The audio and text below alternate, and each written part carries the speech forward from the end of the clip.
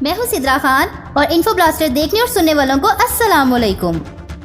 जैसा कि आप सब जानते हैं कि डेंगू फीवर बहुत ज़्यादा कॉमन हो रहा है। लाहौर में और दीगर शहरों में इसके मरीज बहुत ज़्यादा हैं। वार्ड्स ऑलमोस्ट मरीजों से फुल हो चुके हैं। ये क्यों होता है, इसकी क्या केयर है और इसके क्या सिम्टम्स हैं, कौन सी क्रॉनिक कंडीशन है, कौन सी नॉर्मल कंडीशन है, ये सब हम आपको आज की वीडियो में बताएंगे। आप हमारी वीडियो एंड तक देखें, साथ ही साथ इस वीडियो को शेयर लाजमी करें और बेल आइकन के बटन को हिट कर दें ताकि मेरी हर आने वाली वीडियो की नोटिफिकेशन बर वक्त आपको मिल सके। डेंगू आजकल बहुत ज़्यादा कॉमन डिजीज़ है।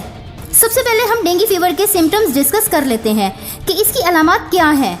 इसकी अलामात में सर में शदीद दर्द का सामना करना पड़ता है, आंखों के पीछे दर्द होता है, पट्टों में शदीद दर्द होता है, जोड़ों या कमर में शदीद दर्द होता है, जिस्म पर सुर्खी माइल रंगत हो जाती है, नाक, मसूड़े, खांसी, उल्टी या पखाने के साथ खून आता है या आपको मामूल से ज़्यादा माहवारी होती है, पेट में शदीद दर्द का होना और पानी बहुत ज़्यादा पीने के बावजूद अगर आपको पेशाब कम आता है। इसके अलावा बच्चों में बेचैनी होती है। तो ये सब अलामात हैं डेंगू की। अगर अलामात 3 से ज़्यादा हैं तो आप अपनी CBC करवाएं और साथ ही साथ अपने डॉक्टर से फौरी कंसल्ट कर लें। इसका ट्रीटमेंट और इसकी केयर कैसे करनी चाहिए, ये सब हम आज की वीडियो में दिखाएंगे। डेंगू बुखार में आपको 2 दिन या 4 दिन से बुखार रहता है। यहाँ पर मैं आपको एक बात बता दूं कि अगर आपको 10 दिन से ज़्यादा बुखार है तो वो टाइफाइड हो सकता है, मलेरिया हो सकता है, लेकिन वो डेंगू फीवर नहीं हो सकता। अगर आपको 2 दिन से ज़्यादा बुखार है, आपकी बॉडी शिवर कर रही है यानी आप कपकपा रहे हैं, आपकी आंखों में बहुत ज़्यादा दर्द है, आपके सर में दर्द है, तो इसका मतलब है कि आपको डेंगू बुखार है। अब इसके ट्रीटमेंट की बात कर लेते हैं। जब भी पेशेंट इस कंप्लेन के साथ डॉक्टर के पास आता है कि उसको फीवर भी है, उसकी आंखों में दर्द भी है, तो डॉक्टर सबसे पहले उसकी CBC करते हैं और CBC पे सबसे पहले प्लेटलेट्स को काउंट किया जाता है। एक ह्यूमन बॉडी में नॉर्मल प्लेटलेट्स 1,50,000 से 4,50,000 होते हैं। अगर 2.5 लाख या 3 लाख तक हैं तो वो नॉर्मल हैं। अगर पेशेंट के प्लेटलेट्स 1 लाख से थोड़े अबव होंगे तो पैरासीटामोल, ORS और जूसेस रिकमेंड करते हैं और 24 घंटे बाद CBC रिपोर्ट करवाने का कहते हैं और ये सजेस्ट करते हैं कि आंखों में बुखार हो, पेन हो या कोई सिम्टम्स ज़्यादा हो तो लाजमी डॉक्टर के पास आ जाएं। दूसरी तरफ अगर पेशेंट के सिम्टम्स बहुत ज़्यादा है, वॉमिटिंग बहुत ज़्यादा आ रही है, पानी और जूसेस पीने के बावजूद यूरिन कम आ रहा है और अगर कहीं ना कहीं नोज से या किसी भी तरीके से बॉडी से ब्लड रिलीज हो रहा है तो वो बहुत ज़्यादा खतरे की अलामात होती हैं, क्योंकि पेशेंट के अंदर जो प्लेटलेट्स हैं उसकी काउंट कम हो रही है और उसको ब्लड आ रहा है तो डेंगू का पेशेंट होता है। उसको ट्रीट करते हुए डॉक्टर का सबसे पहला मोटिव यही होता है कि पेशेंट को ब्लीडिंग ना हो। ब्लीडिंग इंटरनल भी हो सकती है, जैसा कि ब्रेन में, जैसा कि पहले फीवर होता है, बाद में पेट में दर्द होता है। अगर ये सारे सिम्टम्स हो तो पेशेंट को एडमिट कर लेते हैं। सुबह शाम CBC होती है, अल्ट्रासाउंड होते हैं, चेस्ट का एक्सरे होता है, क्योंकि डेंगू में एब्डोमेन पेन और चेस्ट इन्फेक्शन होने के बहुत ज़्यादा चांसेस होते हैं और अगर ये बहुत ज़्यादा क्रॉनिक वे में चला जाए तो बहुत से मसले हो जाते हैं। इवन के मोस्टली लोगों की डेथ भी हो जाती है।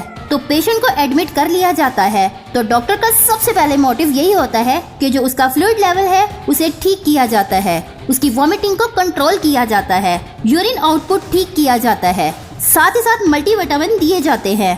थर्डली, अगर कोई पेशेंट सिम्टम्स के 2 दिन बाद आता है तो CBC की जाती है। अगर 2 से 5 दिन बाद आता है तो इसकी NSI की जाती है। उससे कंफर्म हो जाता है कि डेंगू है या नहीं है और अगर 6-7 दिन बाद आता है तो डेंगू IgM की जाती है। ये 3 टेस्ट कॉमन होते हैं जो डेंगू को कंफर्म करने के लिए किए जाते हैं। अगर पेशेंट को ब्लीड और वॉमिट नहीं है तो बस 8-10 दिन में पेशेंट कवर कर लिया जाता है और अगर खुदा न खास्ता ब्लीडिंग है तो लंबा प्रोसेस चलता है, क्योंकि इसमें पहले पेशेंट को बुखार होता है, फिर वॉमिट होती है, फिर वीकनेस होती है और फिर पेशेंट बहुत ज़्यादा क्रिटिकल हो जाता है। यहाँ पर मैं आपको एक बात बताना चाहूँगी कि अगर पेशेंट को जैसा कि डेंगू में प्लेटलेट्स लगाए जाते हैं या ब्लड लगाया जाता है, लेकिन यहाँ पर ऐसा नहीं करना चाहिए। अगर पेशेंट को ब्लीड नहीं है तो उसको कभी भी प्लेटलेट्स नहीं लगाने चाहिए, क्योंकि डेंगू की वजह से बॉडी में प्लेटलेट्स ऊपर नीचे होते रहते हैं। सेकेंडली, कभी भी डेंगू के पेशेंट को एंटीबायोटिक्स नहीं देनी चाहिए, क्योंकि ये बॉडी में प्लेटलेट्स को कम करती है। स्टीरॉयड या कोई भी टैबलेट्स नहीं देनी, सिर्फ पैरासीटामोल और ORS ही देना है। ORS ज़्यादा से ज़्यादा ही देना है। रेड जूसेस अवॉइड करें, क्योंकि जब पेशेंट को वॉमिट आती है तो समझ ही नहीं आता कि ये ब्लड आ रहा है या क्या आ रहा है। इसलिए जो डेंगू के पेशेंट का कार्ड होता है उसमें साफ साफ लिखा होता है कि डेंगू के पेशेंट को सुर्ख रंग के मशरूबात से परहेज करवाएं। ज्यादा से ज्यादा अपने पेशेंट को लिक्विड दें, पानी का बहुत ज्यादा इस्तेमाल करवाएं। यहाँ पर मैं आपको मेगा किट दिखाना चाहूंगी। ये एक सेलाइन है। ये पेशेंट की बॉडी से प्लेटलेट्स को सेपरेट करती है और बाकी के ब्लड को सेपरेट कर देती है। तो जब बंदा प्लेटलेट्स को डोनेट करता है तो उसकी बॉडी से सिर्फ और सिर्फ प्लेटलेट्स ही डोनेट होते हैं। और ये व्हाइट कलर का प्लेटलेट्स का बैग होता है जो आपको ब्लड बैंक वाले दे देते हैं। इसको बोलते हैं प्लेटलेट्स मेगा किट।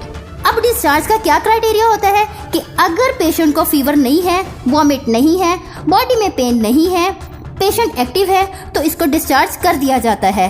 बाकी ये कहा जाता है कि वो हर 24 घंटे बाद अपनी सीबीसी करवा ले और अगर इसको वॉमिट या ब्लड आए तो फौरन से डॉक्टर के पास आ जाए। इसके साथ डेंगू के पेशेंट को ये हदायत दिए जाते हैं कि मरीज और मरीज के घर वाले दिन में 3 मरतबा मच्छर भगाओ लोशन का इस्तेमाल करें।